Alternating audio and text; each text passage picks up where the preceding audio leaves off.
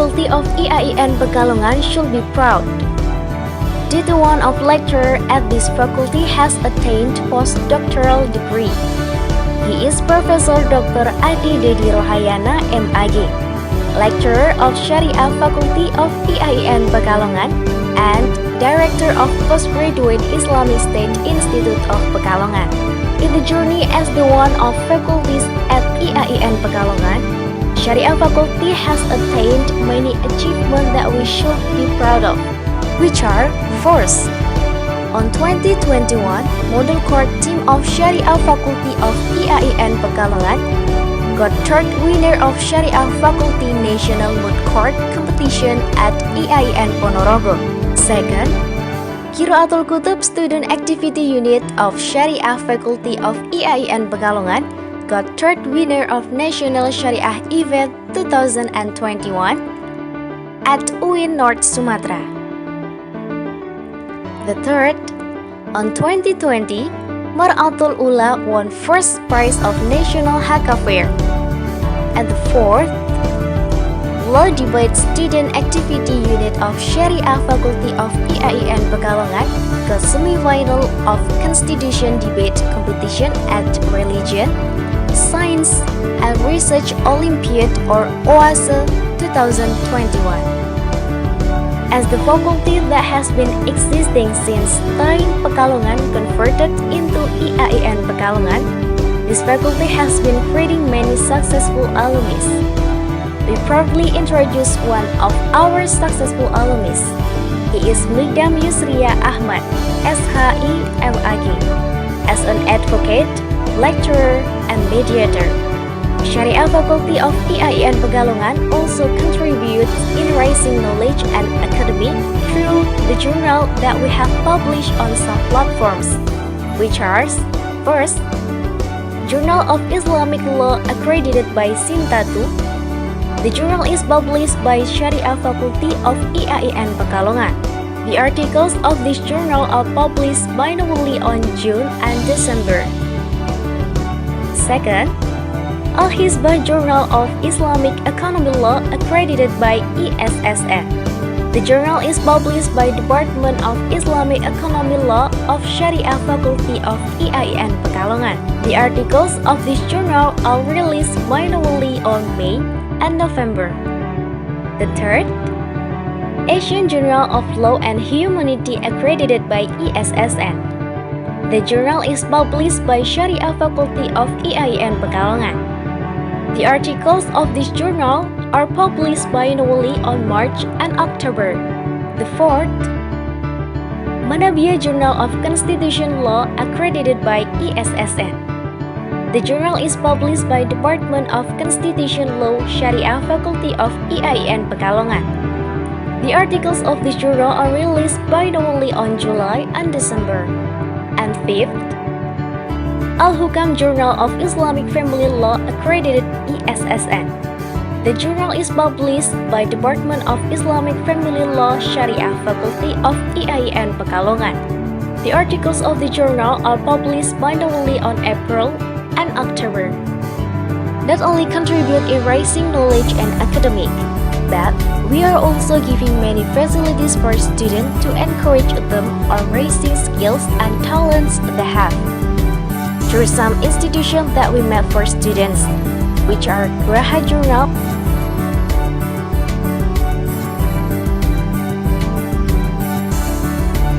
and Legal Aid Services of Sharia Faculty of IAIN Pekalongan.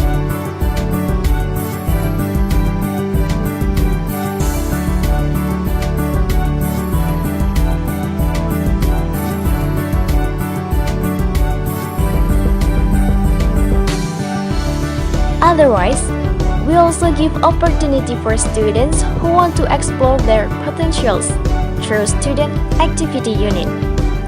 We have 4 Student Activity Units, which are Law Debate, Qiraatul Kutub, Scientific Treatise, and Model Court.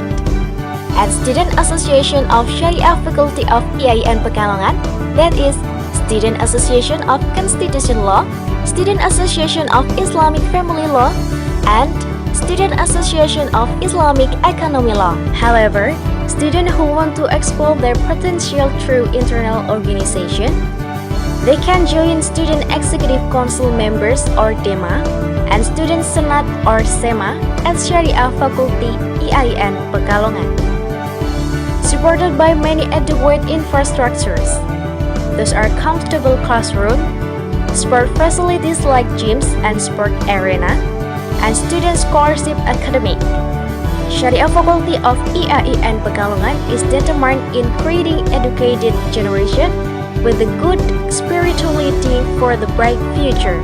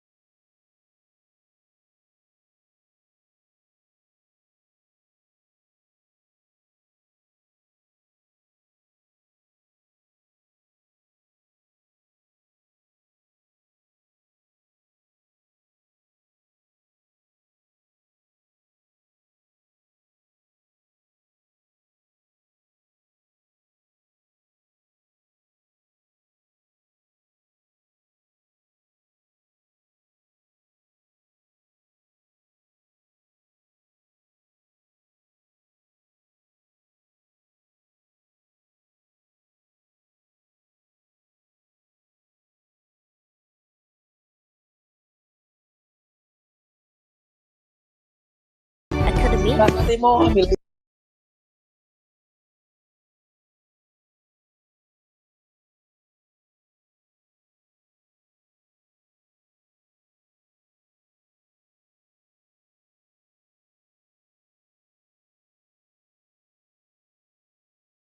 journal that we have published on some platforms, which are first, Journal of Islamic Law accredited by Sintatu. The journal is published by Sharia Faculty of IAIN Pekalongan. The articles of this journal are published biannually on June and December. Second, Al-Hisbah Journal of Islamic Economic Law accredited by ISSN.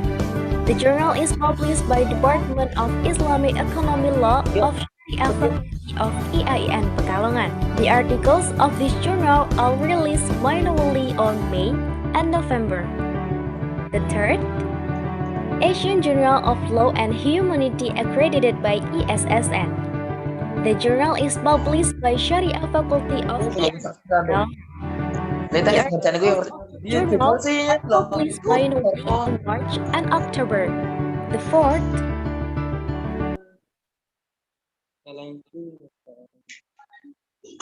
Manabia Journal of Constitution Law accredited by ISSN.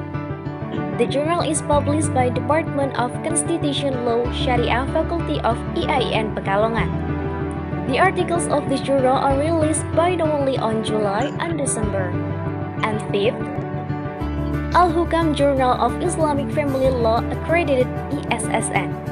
The journal is published by Department of Islamic Family Law Sharia Faculty.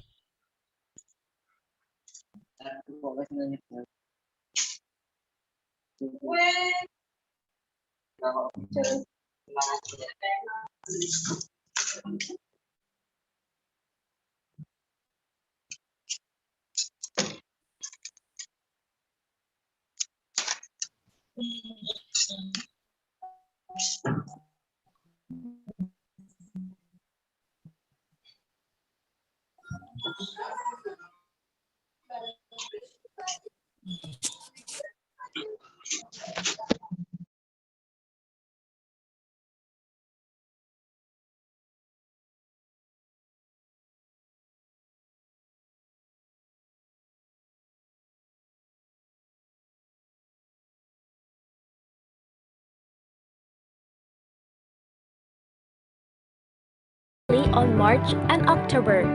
The fourth, Manabia Journal of Constitution Law accredited by ESSN. The journal is published by Department of Constitution Law Sharia Faculty of EIN Pekalongan. The articles of this journal are released biannually on July and December. And fifth, Al-Hukam Journal of Islamic Family Law accredited ESSN. The journal is published by Department of Islamic Family Law Sharia Faculty of EIN Pekalongan. The articles of the journal are published biannually on April and October.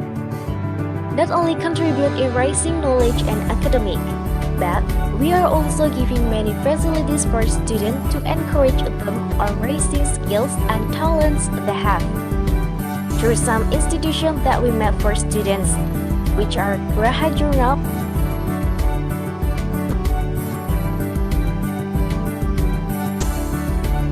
and Legal Aid Services of Sharia Faculty of EIN Pekalongan.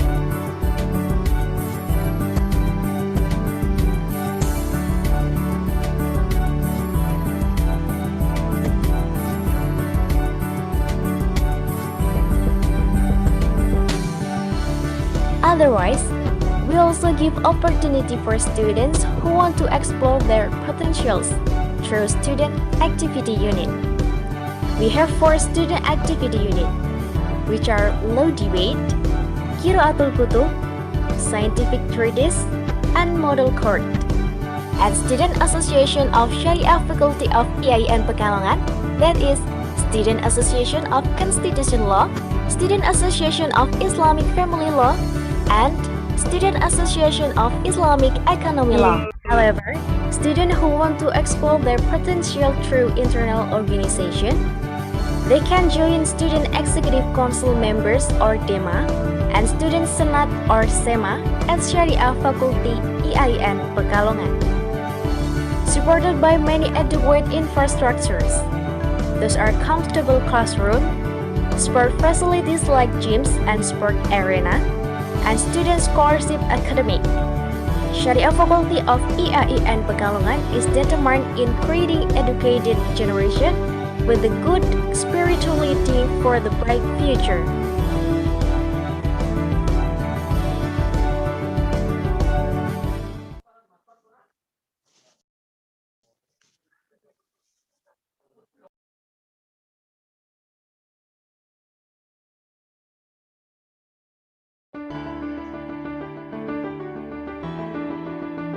People are able to have life, but without education and spirituality, the civilization is never exists. In the beginning of 1968, Mengapa sebelum terjun luasan kita tiba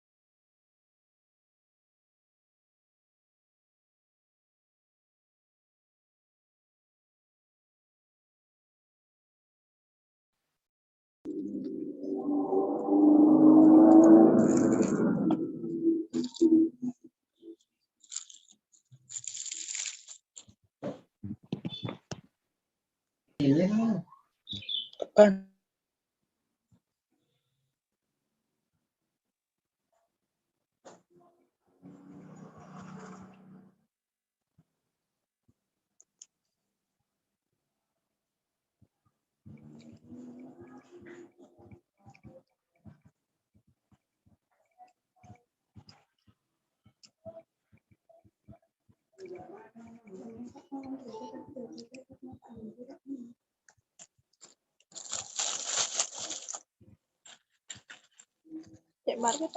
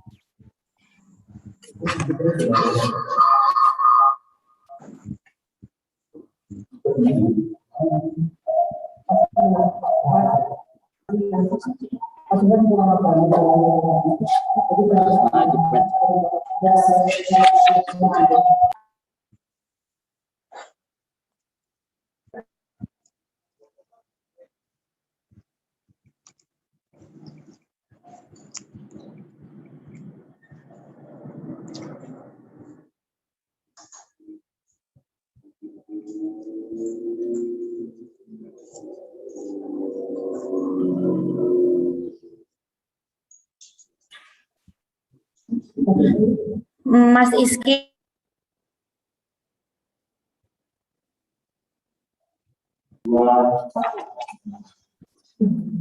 Bismillahirrahmanirrahim. Assalamualaikum warahmatullahi wabarakatuh. Waalaikumsalam warahmatullahi wabarakatuh. warahmatullahi wabarakatuh. Assalamualaikum warahmatullahi wabarakatuh.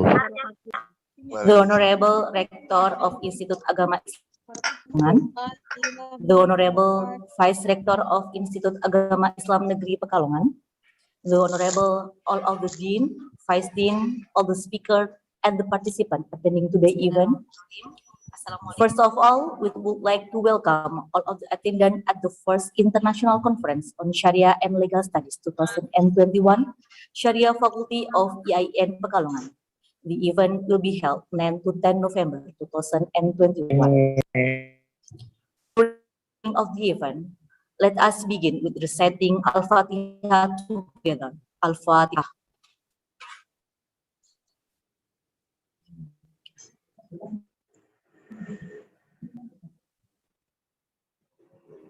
Amin.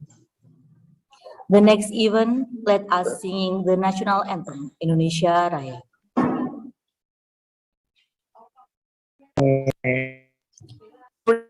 Of the event, let us begin with reciting Al-Fatihah together. Al-Fatihah.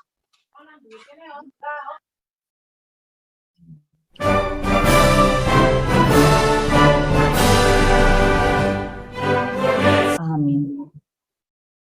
The next event, let us sing the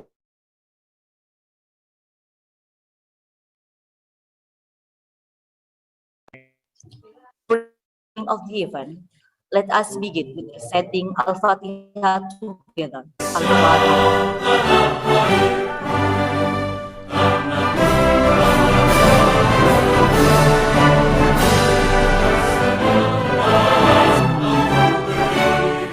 The next event, let us sing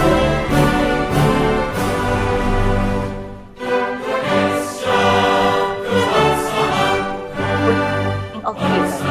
Let us begin setting our Al-Fatihah.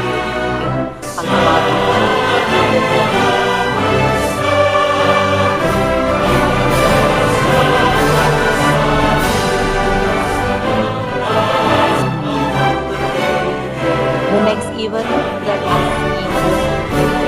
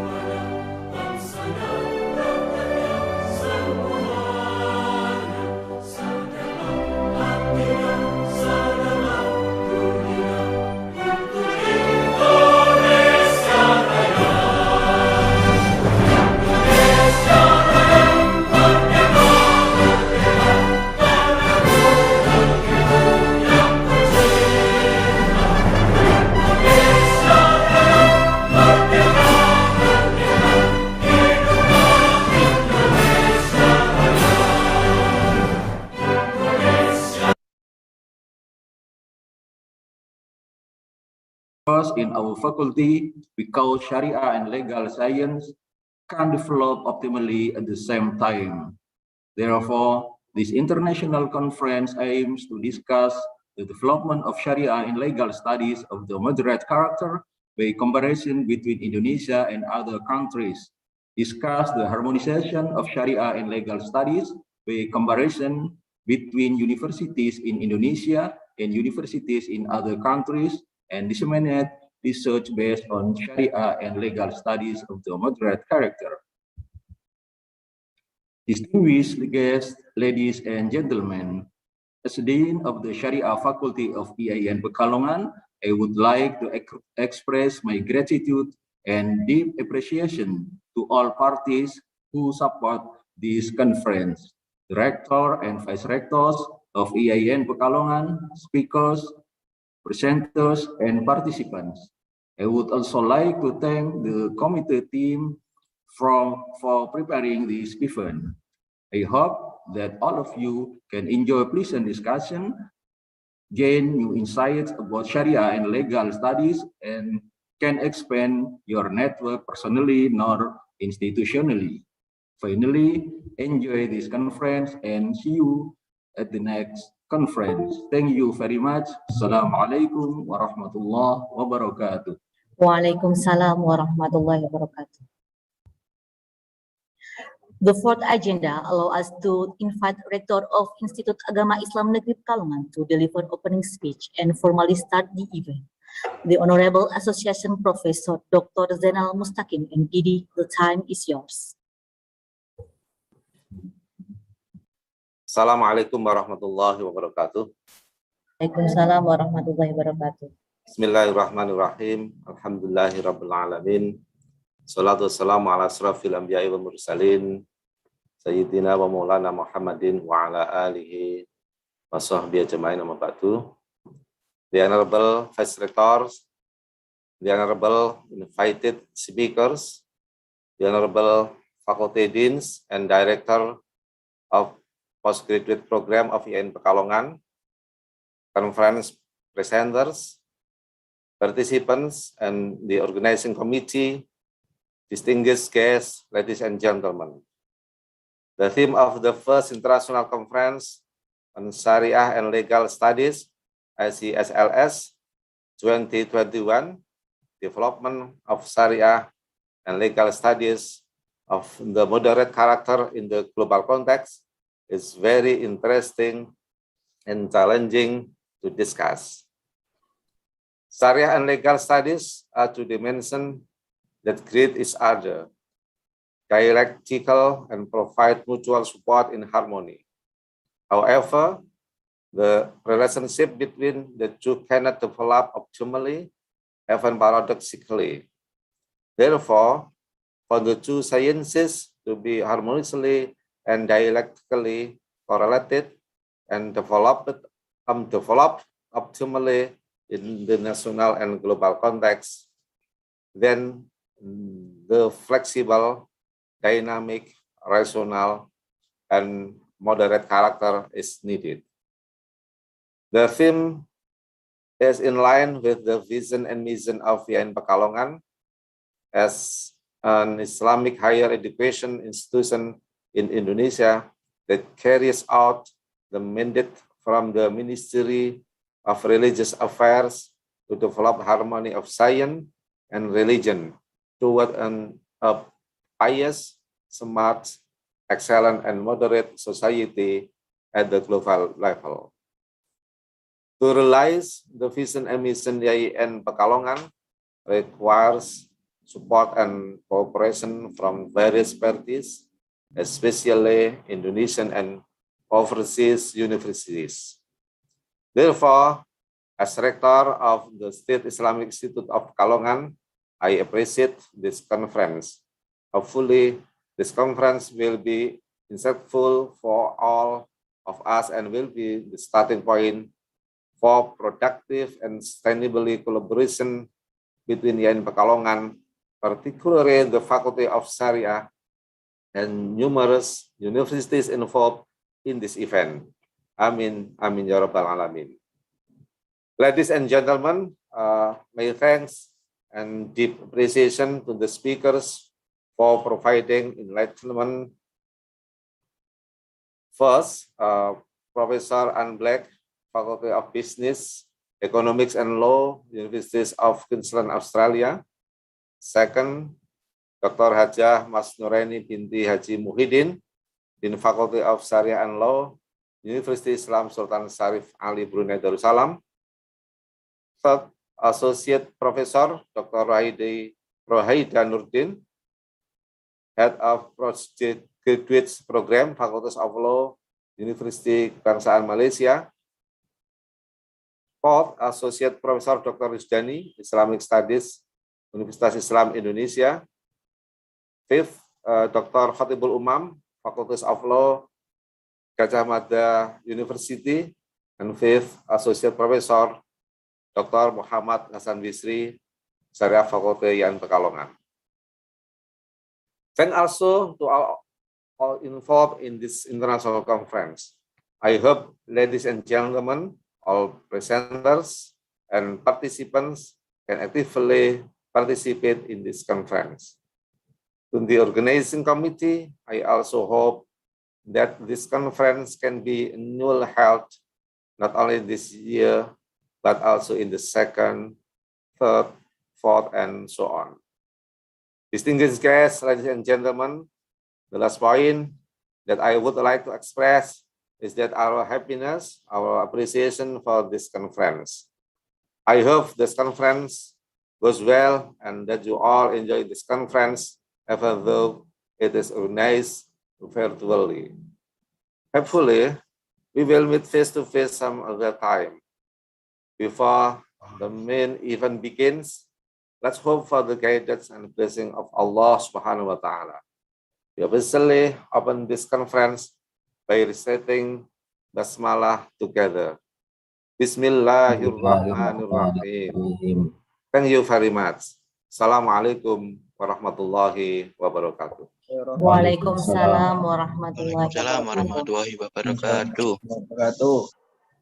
The last agenda as the final agenda is closing and prayer that will be led by Khalil Said.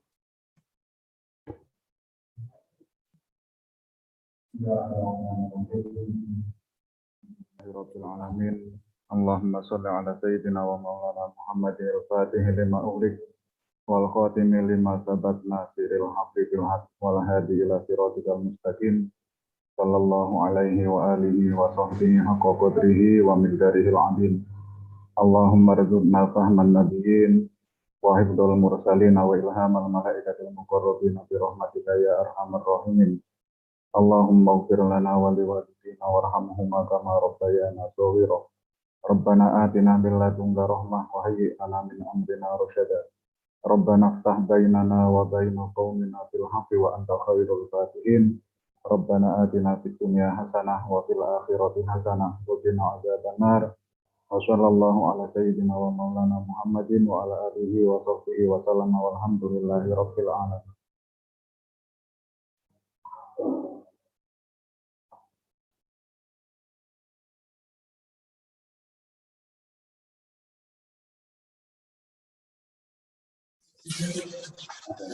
Thank you, Mr. Khalil Said.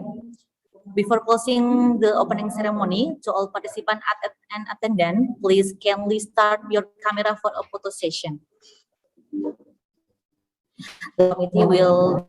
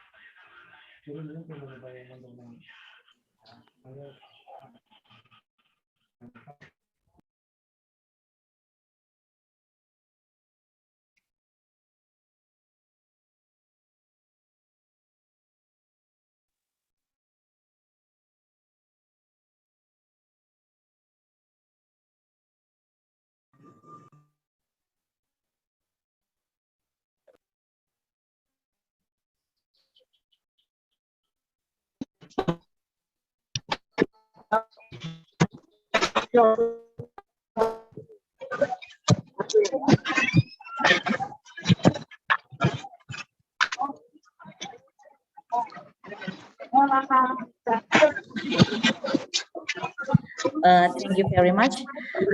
So we have been in the end of the opening event of the first international conference on Sharia and Legal Studies 2021, Sharia Faculty of IAIN Pekalongan. On behalf of the committee, please allow us to express our gratitude for your attendance and kind attention. Wassalamualaikum warahmatullahi wabarakatuh. Next event will be continued by Mr. Iski Itaki to moderate the presentation from the speaker. Thank you very much. Wassalamualaikum warahmatullahi wabarakatuh. Waalaikumsalam. Warahmatullahi wabarakatuh.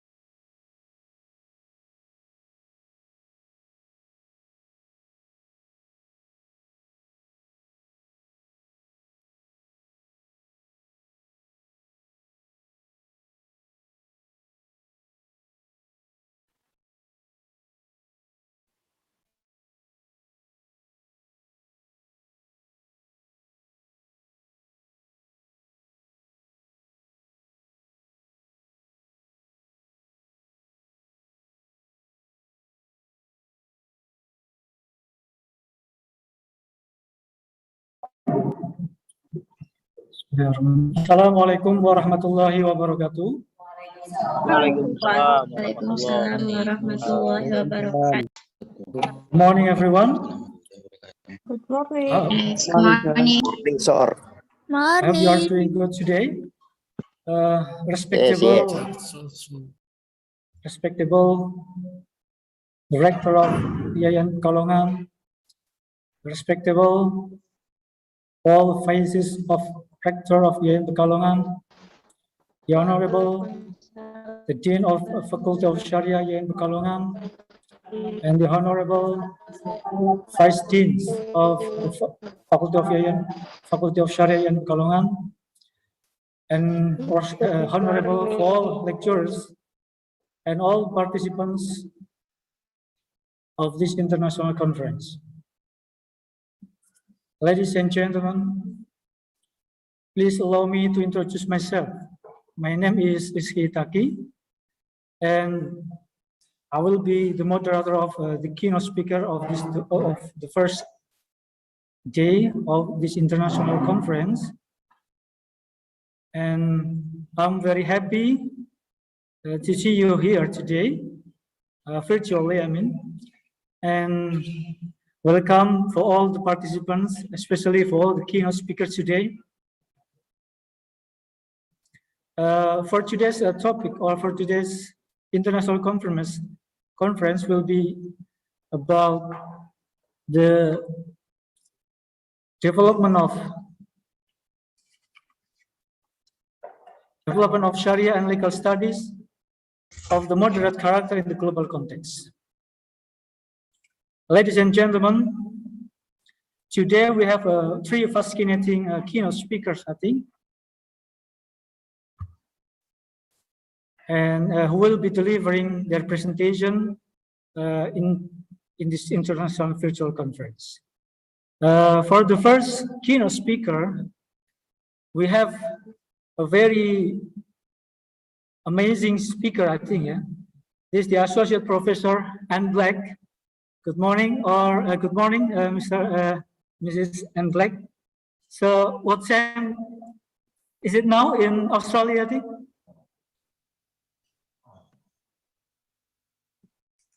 It's 12. It's midday. It's midday. Oh. Yeah, it's 9 o'clock in the morning. So it's good afternoon, maybe actually. Yeah. I'm so sorry. And for the second keynote speaker, we have the Associate Professor and Dr. Ishdani M.Ake from the Indonesian Islam University. And the third speakers today, we have Associate Professor Dr. Muhammad Hassan Bisri M.Ake from Sharia Faculty of IAIN Pekalongan.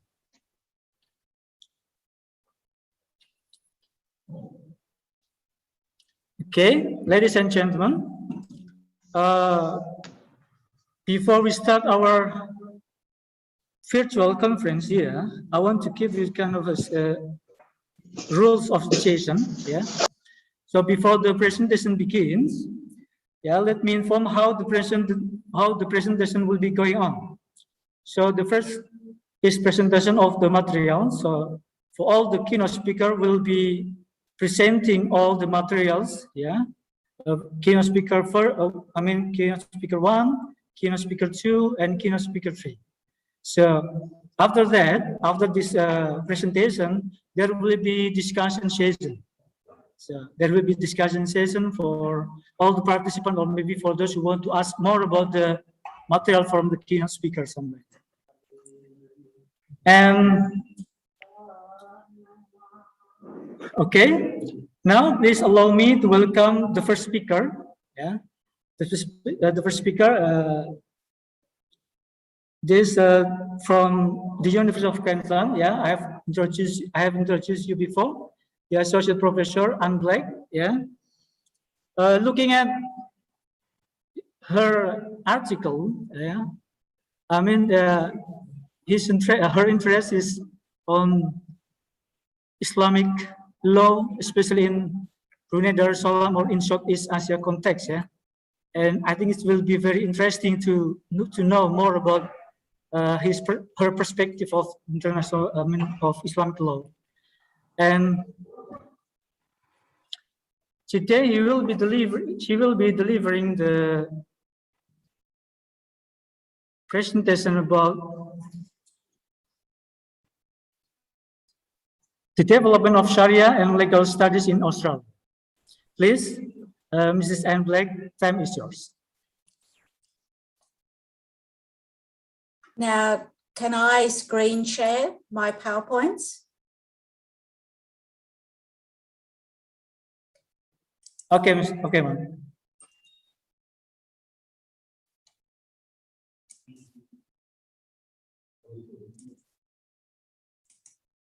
Can everyone see those? Yes? Okay, good. Yeah.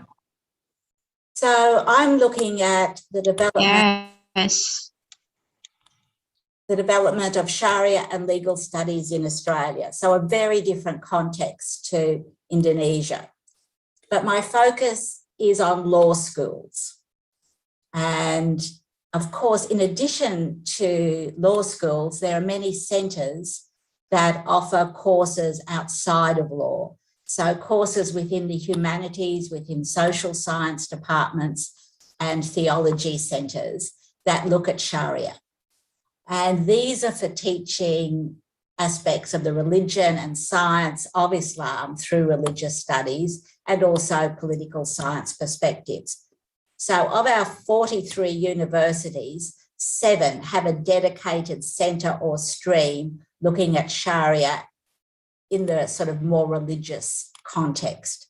And in my paper, I've given some details on those. But I'm a lawyer and I work at a law school, so that's what I'm going to talk to you about today. Now, you might wonder, why is Islamic law studied by students in Australia who are going to be common law lawyers? I'm also going to look at the issues that sometimes arise in Australian law that involve aspects of the Sharia, and a little bit on what to cover in a course on Islamic law in Australia, the ways to teach it, who can teach it, can I teach it, and what to teach. So by way of background, I'm a barrister. So you can see over here, this is what barristers wear. And we present the arguments to courts in Australia. But I've become an academic, and 20 years ago, I created the third course in Australia, which was on an introduction to Islamic law, and that was within our common law LLB program. Initially, it was to be taught with Professor Sidon from Brunei, but he was unwell and he was unable to do that. So I partnered with a PhD student from the Maldives. So the first 2 years we taught that course jointly. Then he went on to become Attorney General in the Maldives, and so it evolved to me. Now, you might be surprised that it's actually one of the most popular courses in our law school.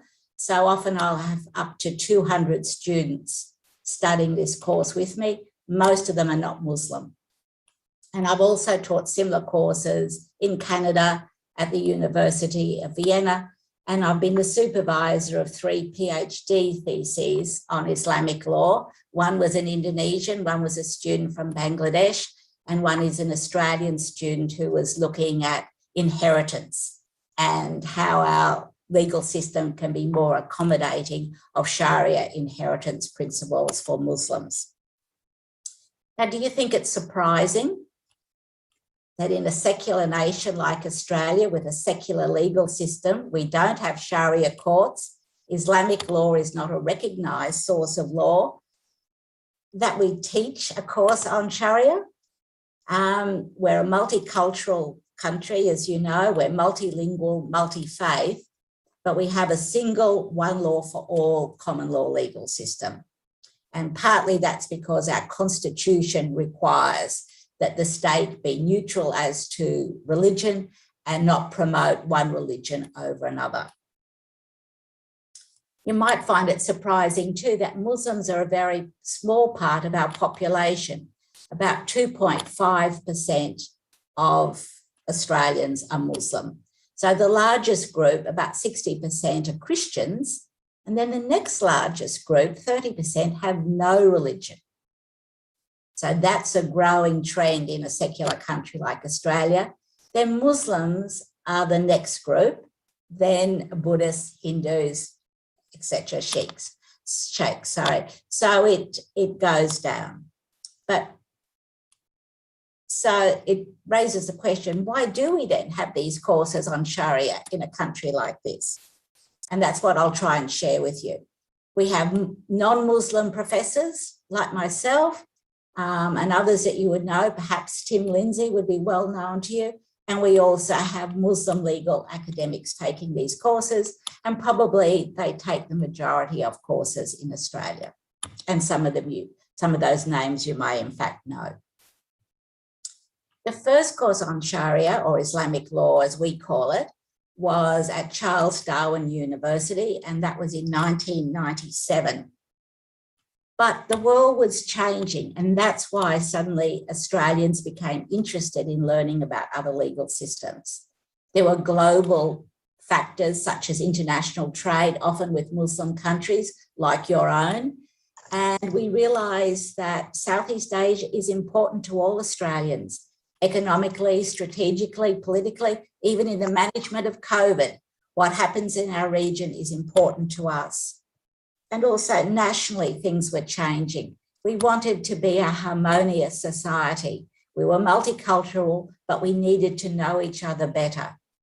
And a lot of the information about Islam was coming from the media. And that was not always accurate. Sometimes it was quite misleading because it focused on extremes.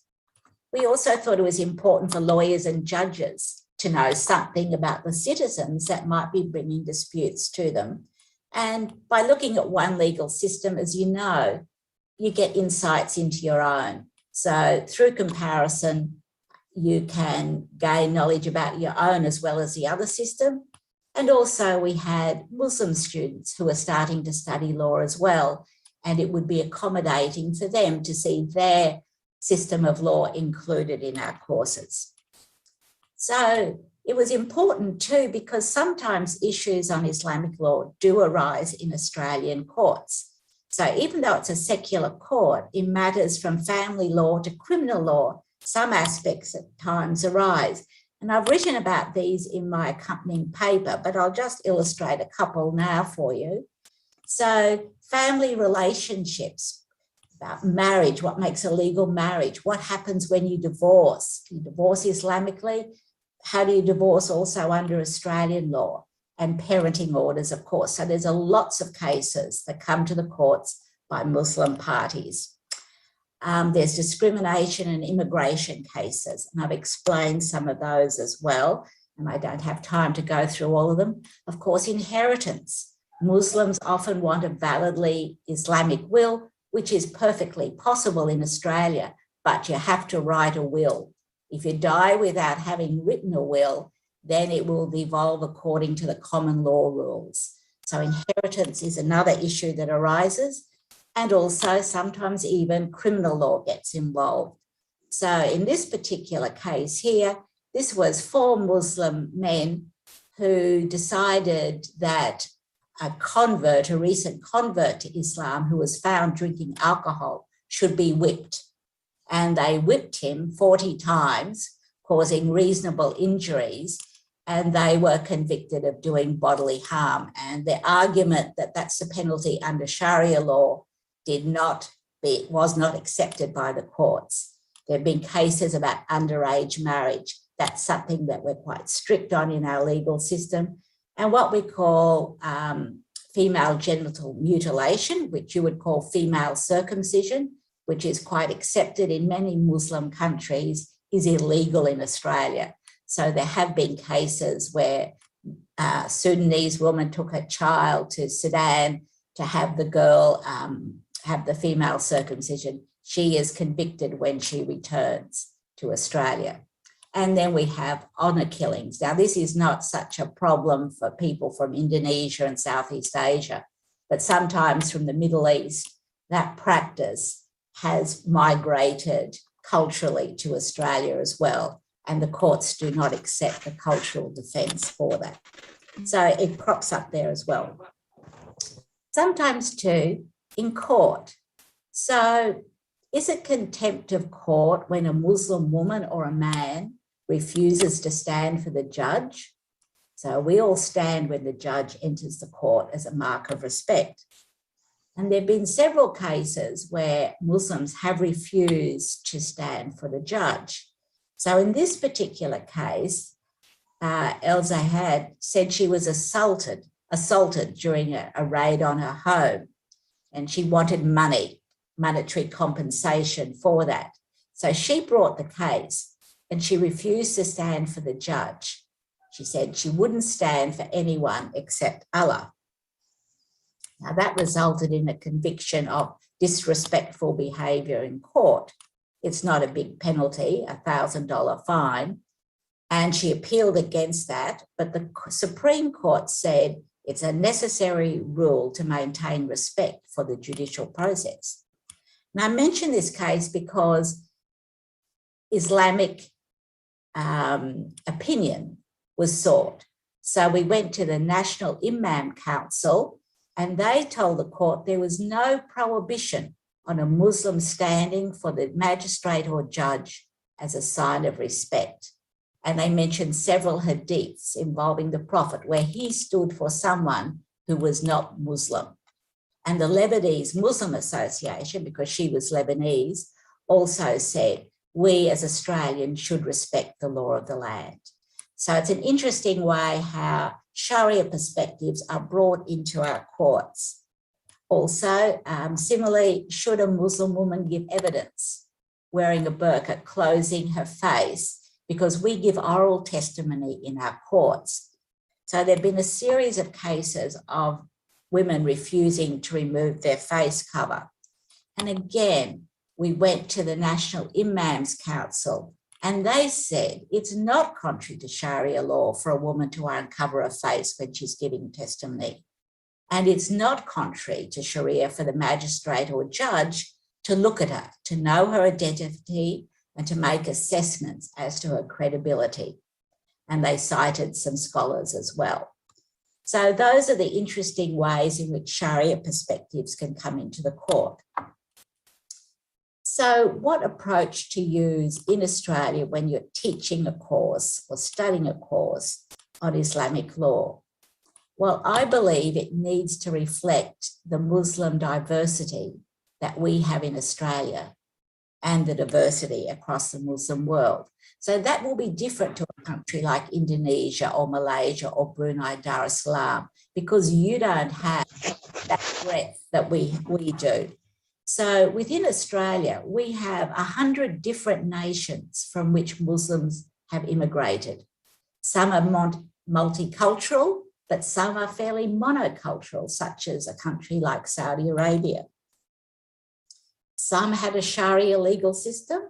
Some were secular, such as we have a lot of Turkish immigrants. And some had plural systems, as in Malaysia. We also have Sunnis, but we have a large number of Shia also in Australia, especially from Iraq and Iran. And just the nature of Islamic reasoning means that Muslims, especially in Australia, hold a wide range of different views on legal, theological, and doctrinal matters. So people who call themselves Sufis, and we have others who call themselves Salafi. We've got the full range here. We also have Muslims by birth. We have Muslims who have converted. There's about 70% of converts to Islam are women, and they convert. And we also have people now who call themselves secular Muslims. You might think that's a little strange, but they're culturally Muslims, but often not practicing the 5 pillars and the rules of Islam. We have 62% were born in countries other than Australia.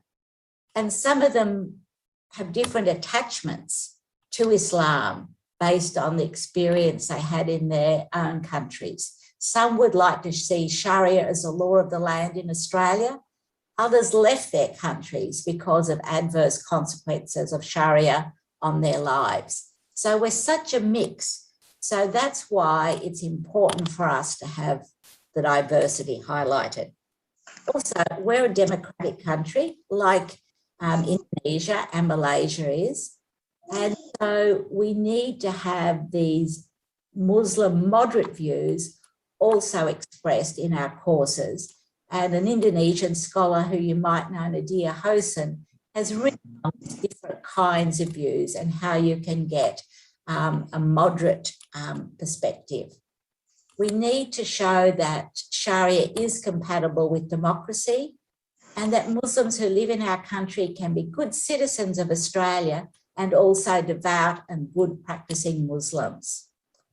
I also think it's a benefit to Muslim students who may only get one view presented to them in their mosques, and it's a benefit to non-Muslims who may only read of very extremist views about Islam that come across sometimes in our media. When I survey my students as to why they want to study a course on Islamic law, they all say they want to understand the world.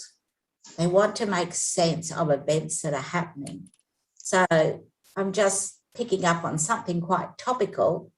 There's huge legal changes taking place in Afghanistan, especially for Muslim women who are being disempowered and are unable to go to school, etc. But at the same time, we see a lot of reform taking place in Saudi Arabia in the changes to the guardianship under the new crown prince. So things happen in one direction and in another. And so students need to understand how that's possible. Another is that Islamic family law is very important to Muslims in this country and to Muslims everywhere, because they want Islamic law to govern their family and personal relationships, but they're living in a secular country. And fortunately, Muslim couples can apply with Australian marriage law and Sharia at the same time in the one ceremony, provided they have a registered imam who's approved to conduct marriages. So we don't allow underage marriages, we don't allow forced marriages, we don't allow polygamous marriage either. That might be the case in some Muslim countries. And however, if you have married in a country that allows a second wife or a third wife, and then you come to Australia, we'll recognise that, but those 3 marriages, but not, you can't do it in Australia. Islamic divorce is not recognised in Australia, and that creates a lot of problems, especially when husbands refuse to grant a religious divorce, because that creates difficulties for women because they can't remarry and they have difficulties within their communities. And another problem is you have a system of custody and guardianship in Islam. We don't have that system. We only apply the test of the best interest of the child, and what we give is parenting orders. And ideally, it will be 50-50 between the father and the mother, unless that's against the interests of the child. It doesn't matter who was at fault in creating the divorce or their conduct, it's what is in the best interest of the child. And Muslims find that quite frustrating, that we have this sort of neutral approach to it. Now, teaching Islamic law. You can teach it as part of a general comparative law course. So there are places that have comparative law, and in it you will do civil law, common law, Hindu law, Islamic law. So it's sort of one or 2 weeks of a course. You can do it with another topic, such as there are courses, law and religion in Southeast Asia, which will bring in aspects of Islamic law, or courses on law and religion, where Islam will be one of the many religions considered. Then you can do it as a standalone elective course, which is what I've chosen to do. And you can integrate it into all courses, which I think would be wonderful. So in that way, an Islamic perspective would be in any course on commercial law. It would be in any course on inheritance law. You would learn something about the Islamic rules. When you're doing trust, you'd also use the Islamic trust system. So that's another option that I think would be desirable to have in our law schools. So who can teach a course on Islamic law in Australia? Does the teacher have to be male? Does the teacher have to be Muslim? Does the teacher have to be an Islamic jurist? Some say yes. And I'm none of those things. But I'm not teaching my students to be jurists or Islamic lawyers or to work in the Islamic legal system. I'm teaching my students what they need to know about Sharia to work within our common law system. And that's a very different thing. So we have centres in Australia where you can do this to become a jurist, but not in an LLB course. And so one of the prominent lecturers, she started the second course on Islamic law in Australia, Jamila Hussain, and wrote one of the textbooks that is used. She didn't veil, and she was a convert to Islam. And she had difficulty because those who felt only a Muslim man could teach would say in their mosques, you shouldn't do a course with this particular woman. So there were different views. And also as a non-Muslim woman, there are advantages and there's also disadvantages that I have. So the disadvantage is I'm not Muslim. I don't know the reality of being Muslim. I don't encounter Islam in my daily life at all. But the advantage I have is I'm neutral, and that brings its own validity. I'm not Sunni, I'm not Shia. I'm not from one school, I'm not extremist, I'm not reformist. I can neutrally present the range of views. And the other thing that is important that I have is students know me from our own black letter courses, because I teach the course on common law method, on criminal law. And so the fact that I teach a course called Islamic law says this is an equally valid and important area of law for you to study, as important as the other courses that I teach. And generally, you know that Islamic law is studied, taught, and researched by women, non-Muslims, and jurists everywhere. It's a rich and rewarding academic endeavour. So what to teach? Well, in all our courses, at UQ, we try to promote critical thinking and contextualizing law. So we look a lot at Islamic history and also the context of Islam, the legal methodology, because the sources of law, as you know, are very distinctive from what we have in the common law, which is just case law and legislation. We do some applications of law, practical exercises. So my students, for example, will distribute a will using Islamic principles. We look at discrete areas of law. We look at national variations, why a country like Indonesia is very different from a country like Iran and very different from a country like Sudan or Egypt. And we also look at Sharia in non-Muslim nations because that's important to us as a non-Muslim country. So the course I teach, we do the salient features, Islam as a religion and its significance. We look at the legal methodology, the schools of law, the various institutions, applications of law. I pick these 5 areas: crime, evidence, commerce, family law, and inheritance, succession. We look at constitutions. We look at some Muslim majority states, how their constitutions are framed, what role they give Islam.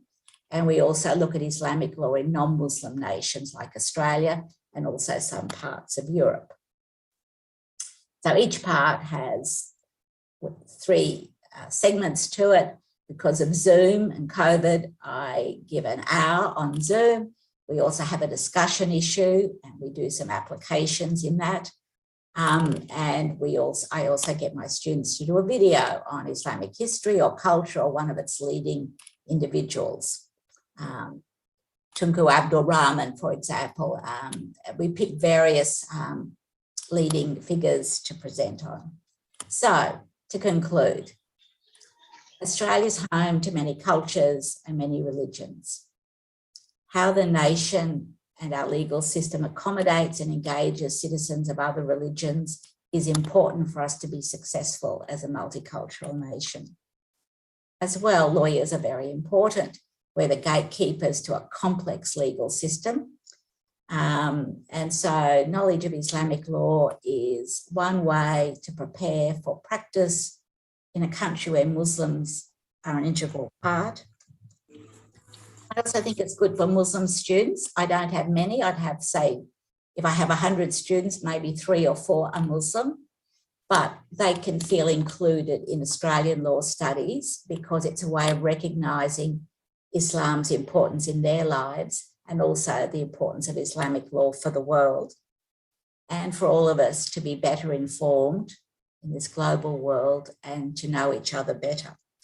So, and also so we can engage with people like yourselves who are our neighbours in Southeast Asia.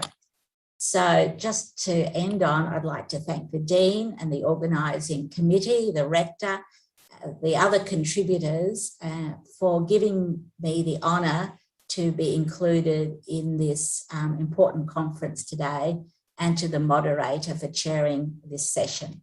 Thank you, one and all. Okay, thank you very much, the Associate Professor of Law, for your very inspiring presentation.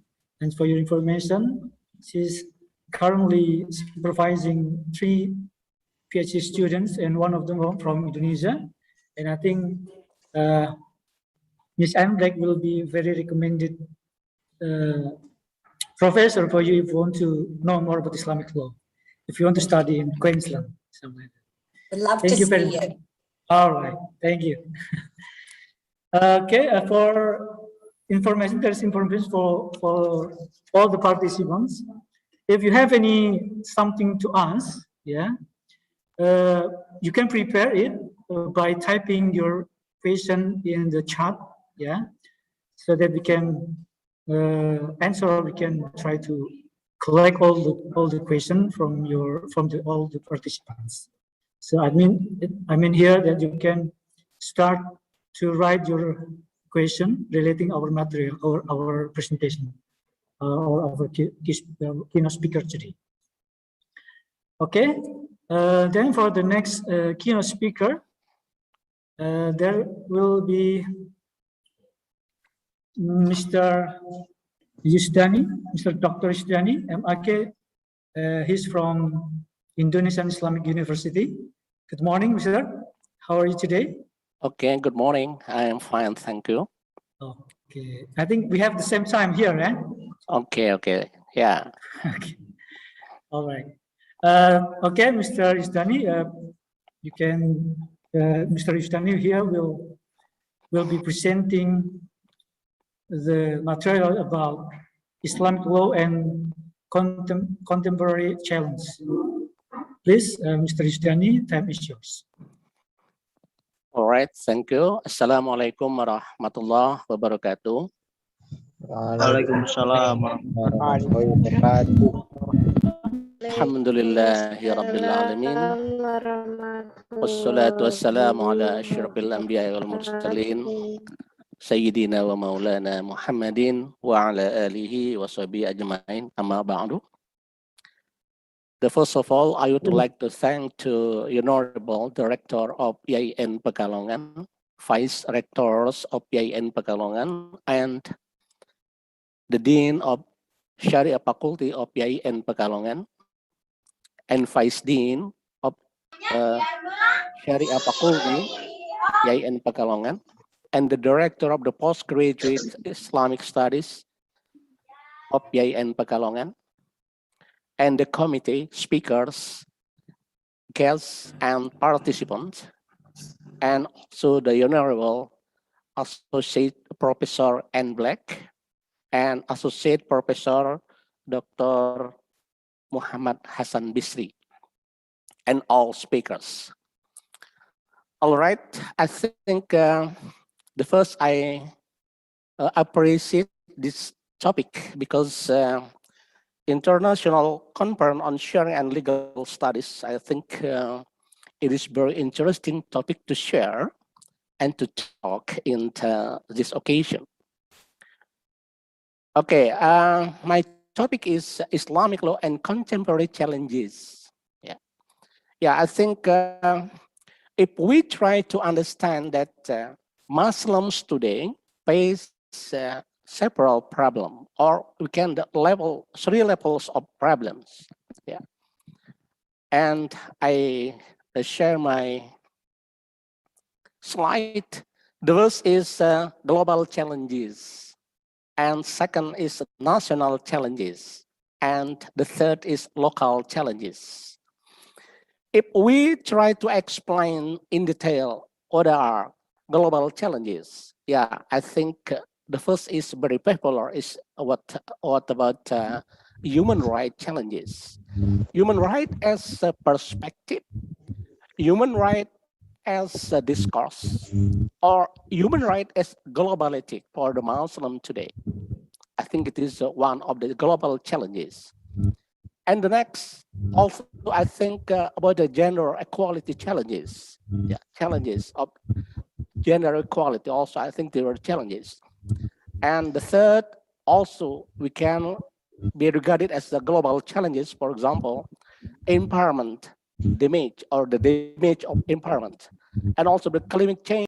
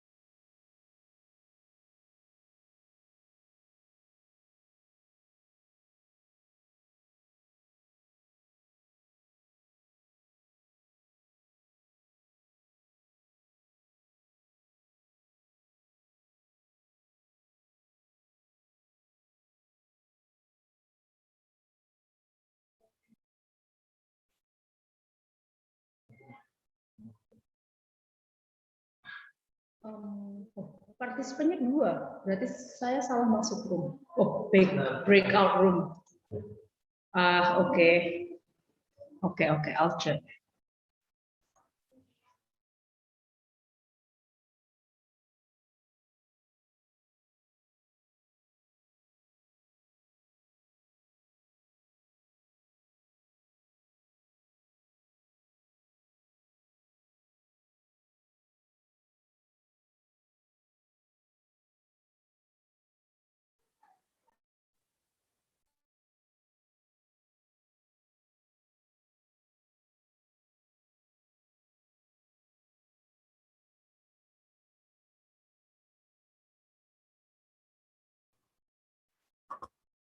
Tes. Halo. Ada yang masuk Zoom? Suara saya terdengar nggak? Mas Haris masuk Zoom nggak? Ya.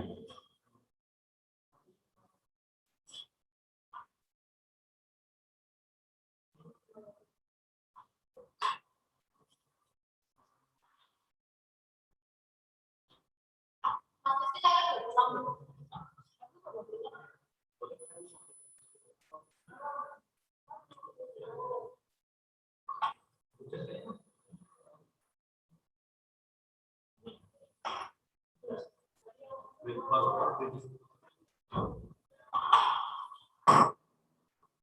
kasih ya Mas Rizky. Oke.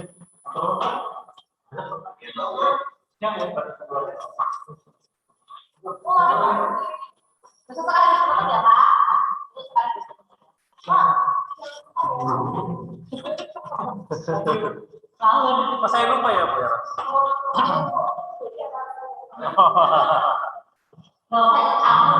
Enggak, saya mau ikut-ikutan aja, nggak ikut campur. 1:30 mulai Enggak, jam 1 di agen. Hampir siapa aja semua itu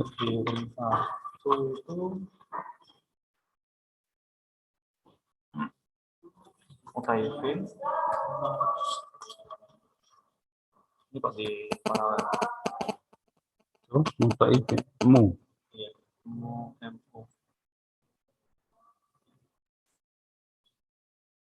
Bos masa ya?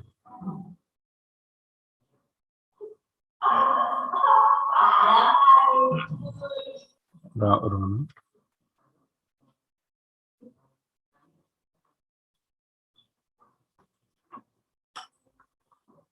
terus apa nih? Yaumil Hikmah, Ani Yumarni.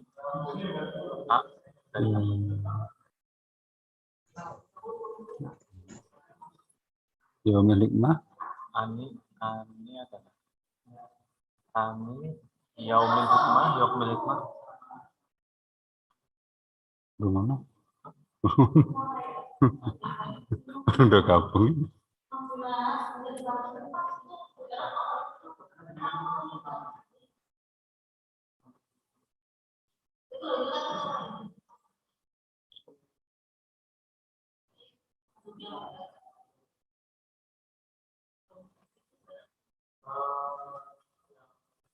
Pakai tampilannya Tidak harus pakai atau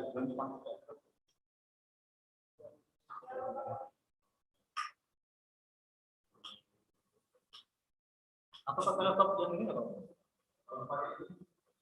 Tapi kan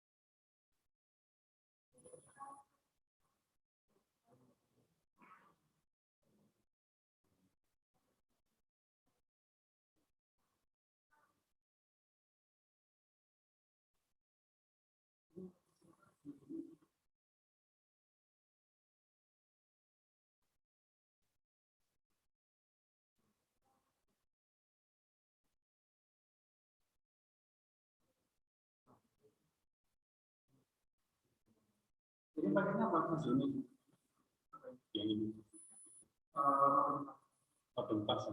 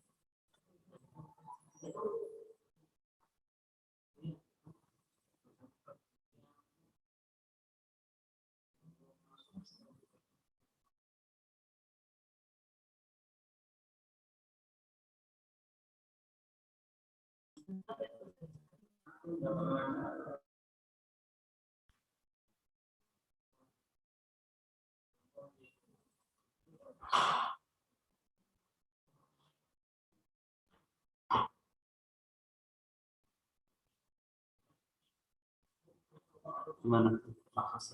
Saya? Bos. Sama semua ini apa? Presenter. Siapa aja sih? Tadi yang belum. Siapa? Namanya Nadia. Nadia Zelvian. Bukan. Nadia Zelvian. Berikutnya ini Paralel.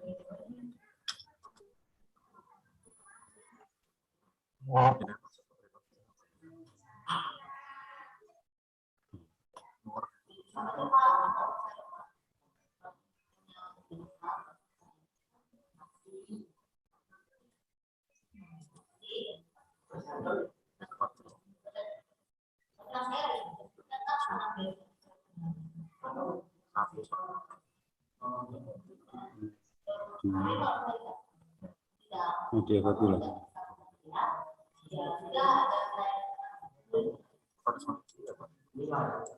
Iya.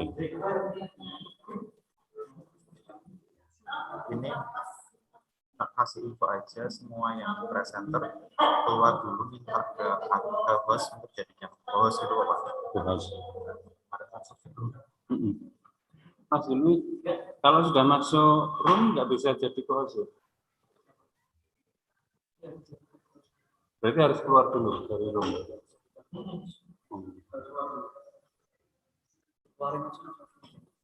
Siapa sih? Yang room 1 ya. Room 2.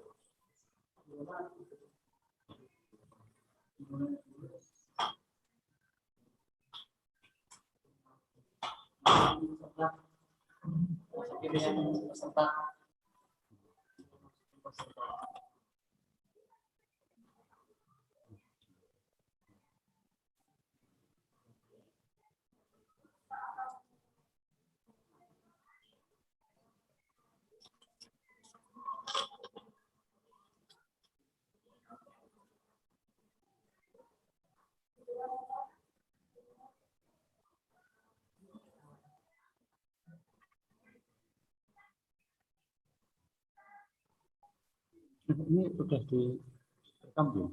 Belum ya? Belum.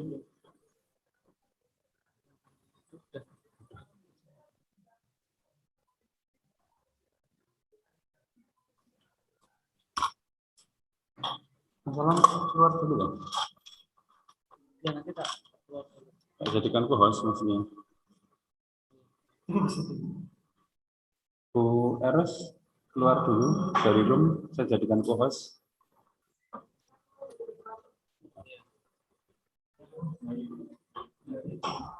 Assalamualaikum Ibu Nadia.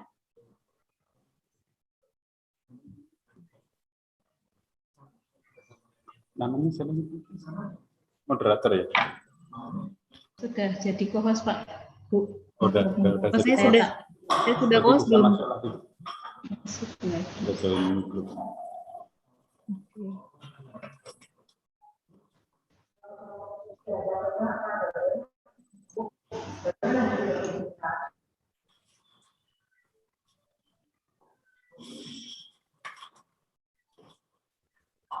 Terus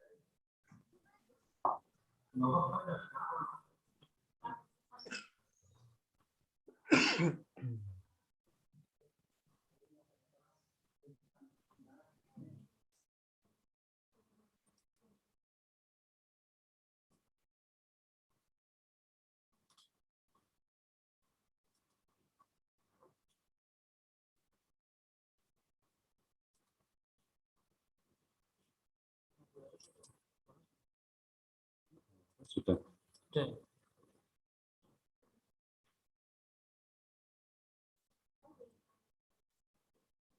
Ya, langsung udah. Oh, baru masuk ya?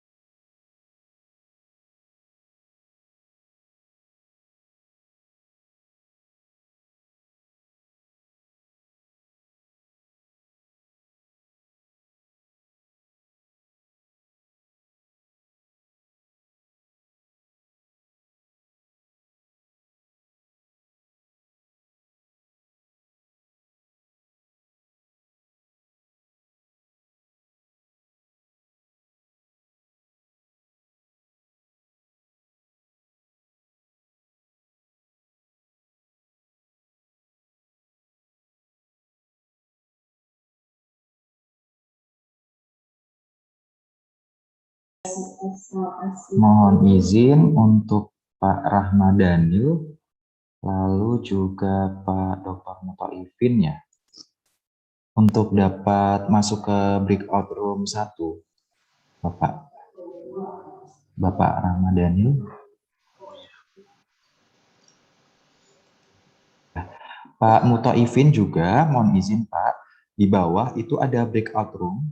Tapi sebelumnya saya minta ke host dulu untuk Pak Mutaifin ini dijadikan co-host ya Pak.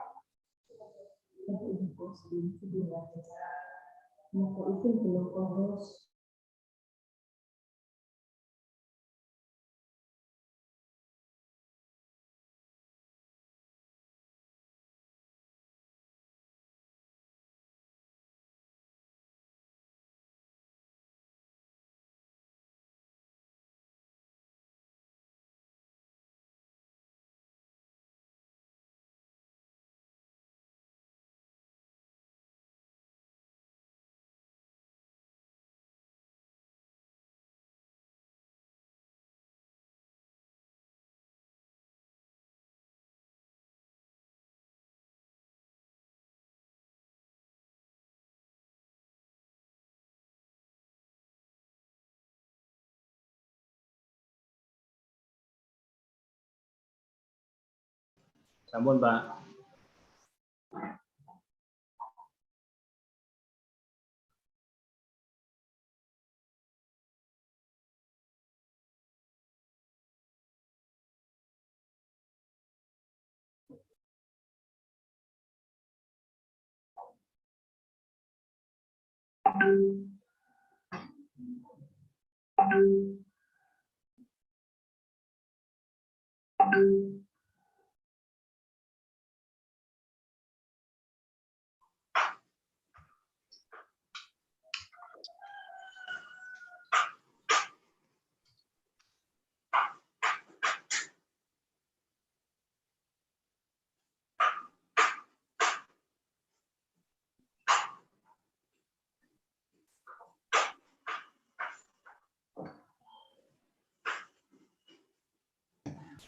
Baik Pak Mutaifin, mohon ditunggu sebentar. Saya minta ke Pak Umar Dhani, Pak host, untuk dijadikan co-host ini Bapak Mutaifin, nomor 18_337_ Pak.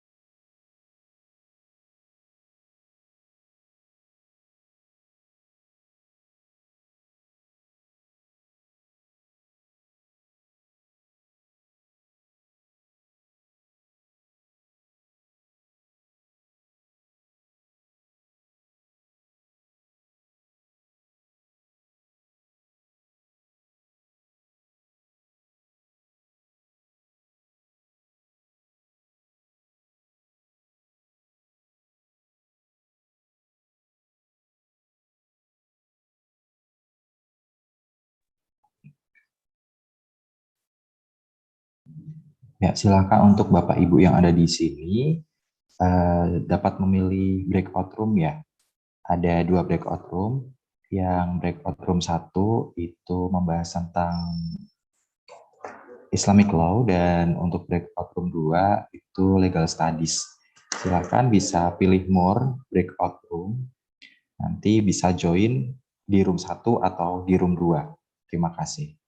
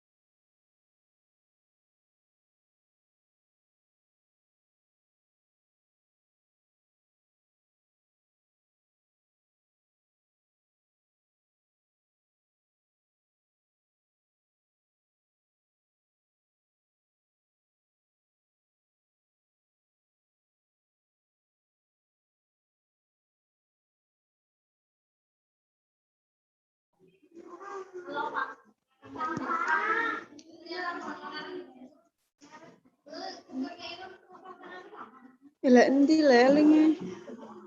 Iki bener iki ra sih? Iya. Bener? Kok ora ono kuwi? Ora nih. Uang. Iya yang pertama kuwi tapi jangan. Oh.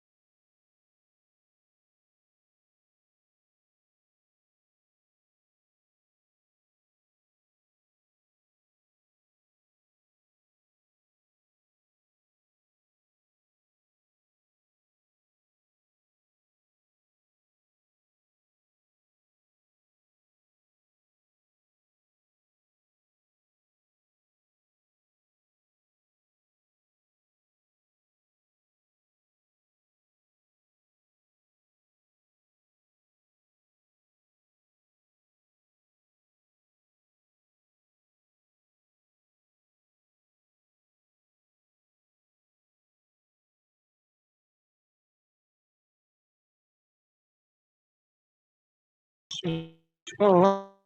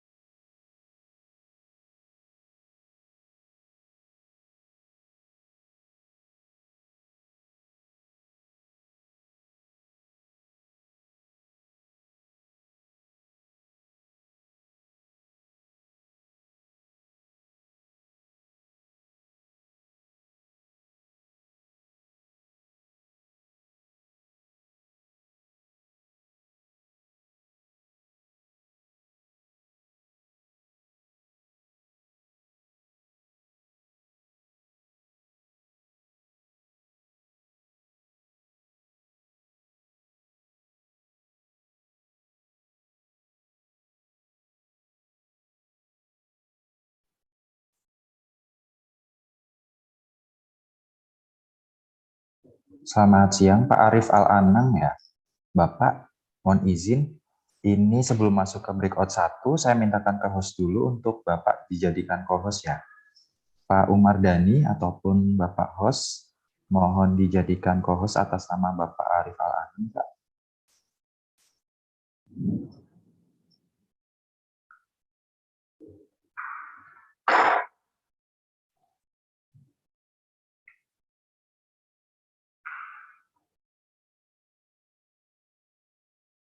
Mohon ditunggu sebentar ya.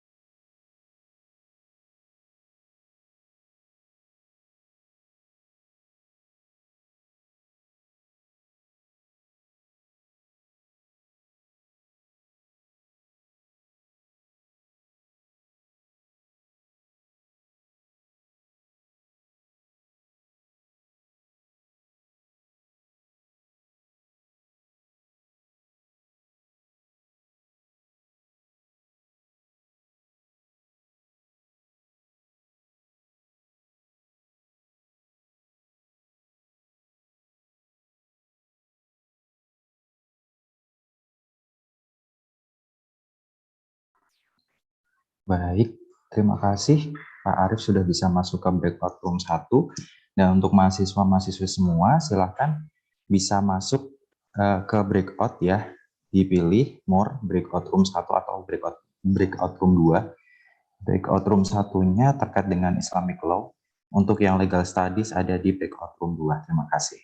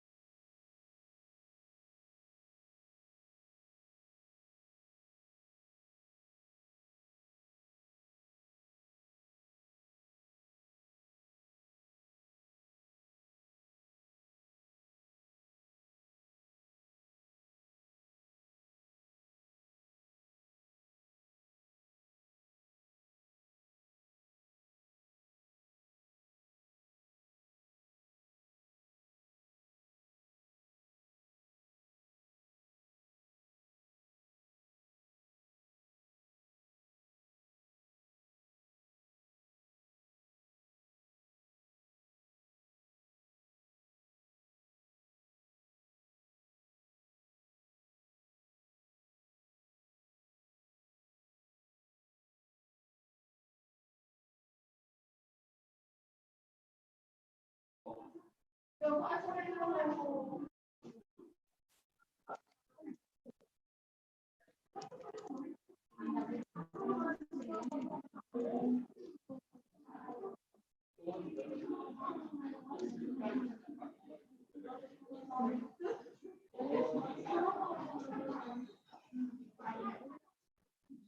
saya bisa dibantu untuk dijadikan co-host agar saya bisa share screen? Minta tolong kepada Bapak Ibu Panitia.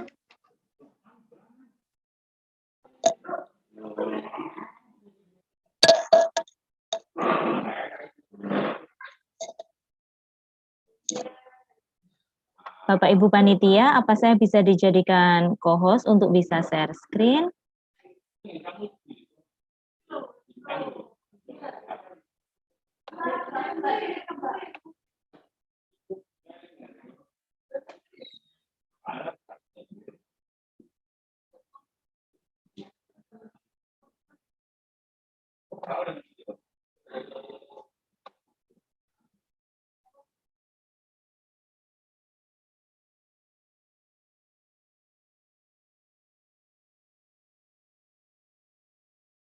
Terima kasih, saya akan kembali ke room 2.